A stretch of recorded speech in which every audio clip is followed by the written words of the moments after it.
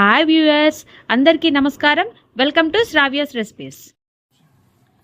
Hi అండి. ఇవాళ మన రెసిపీ చిక్కుడుకాయ పొడుం కర్రీ. అయితే ఈ రెసిపీ ఎలా చేయాలనేది చూద్దామా. మరి ఇక ప్రాసెస్ స్టార్ట్ చేద్దామండి. బండి పెట్టుకుని ఆయిల్ పోసుకోండి. ఆయిల్ వేడెక్కిన తర్వాత తాలింపు గింజలు, అలానే ఎండుమిర్చి, కొంచెం కరివేపాకు వేసుకుందామండి. గోల్డ్ షేడ్ వచ్చేదాకా వేగనించుకుందామండి. చూడండి, ఇప్పుడు గోల్డ్ షేడ్ వచ్చినాయి. దీంట్లో మనము ముందుగా 2 టమోటా ముక్కలు ఇలా తరుక్కున్నామండి. ఆ తరుక్కున్న ముక్కలు వేసేస్తున్నాం. ఇదిగోండి, ముందుగా ఇట్లా చిక్కుడుకాయలన్నీ ముందుగా ఇలా ఉడకబెట్టుకోవాలి.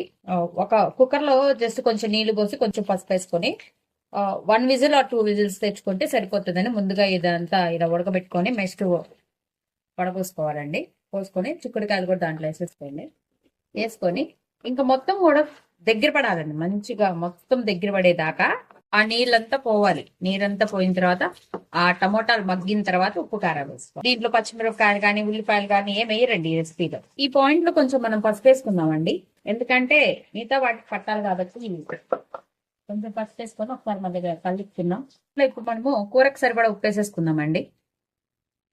ఒకసారి మొత్తం కలుపుకుందాం మంచిగా.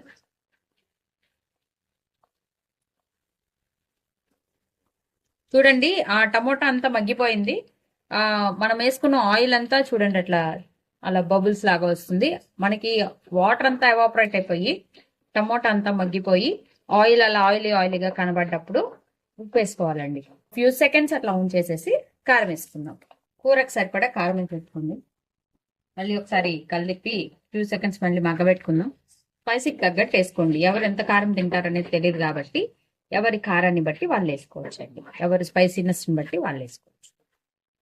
ఇదిగోండి, ఇప్పుడు ఈ పొడుము వేసుకోవాలి. ఈ పొడుము రెసిపీ మీకు నా ఛానల్లో రాయలసీమ స్పెషల్ ఉగ్గాని అనే రెసిపీలో ఉందండి. ఈ పొడుము ఎలా చేసుకోవాలనేది ఆ ఉగ్గాని రెసిపీలో ఇది మీకు తెలుస్తుందండి. ఇది 1 స్పూన్ వేసుకోండి. క్వాంటిటీని బట్టి 1 స్పూన్ 2 స్పూన్స్ దించే ముందు వేసుకోవాలండి. అంటే లాస్ట్ లో కొత్తిమీర వేసుకొని కలుపుకోవాలి. కర్రీ రెడీ అయిపోయిందండి. ఇప్పుడు మనం ఒక బౌల్లోకి తీసుకుందాం మొత్తం కూడా. అంతే అండి, కమ్మటి చిక్కుడుకాయ పొడుం కర్రీ రెడీ అయిపోయింది.